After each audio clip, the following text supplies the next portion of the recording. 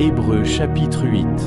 Le point capital de nos propos est que nous avons un pareil grand prêtre qui s'est assis à la droite du trône de la majesté dans les cieux, ministre du sanctuaire et de la tente, la vraie, celle que le Seigneur, non un homme, a dressée. Tout grand prêtre, en effet, est établi pour offrir des dons et des sacrifices, d'où la nécessité pour lui aussi d'avoir quelque chose à offrir. À la vérité, si Jésus était sur terre, il ne serait pas même prêtre, puisqu'il y en a qui offrent les dons, conformément à la loi.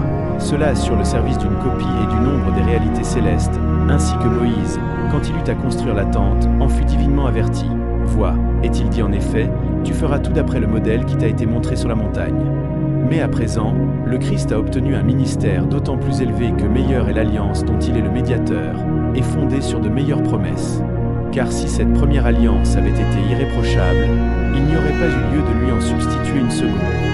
C'est en effet en les blâmant que Dieu déclare « Voici que des jours viennent, dit le Seigneur, et je conclurai avec la maison d'Israël et la maison de Juda une alliance nouvelle, non pas comme l'alliance que je fis avec leur père, au jour où je pris leurs mains pour les tirer du pays d'Égypte.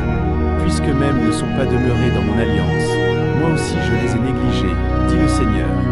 Voici l'alliance que je contracterai avec la maison d'Israël, après ces jours-là, dit le Seigneur.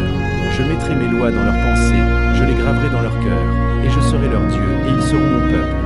Personne n'aura plus à instruire son concitoyen, ni personne son frère, en disant « Connais le Seigneur », puisque tous me connaîtront, du petit jusqu'au grand. Car je pardonnerai leurs torts, et de leurs péchés je n'aurai plus souvenance. En disant « Alliance nouvelle », il rend vieille la première.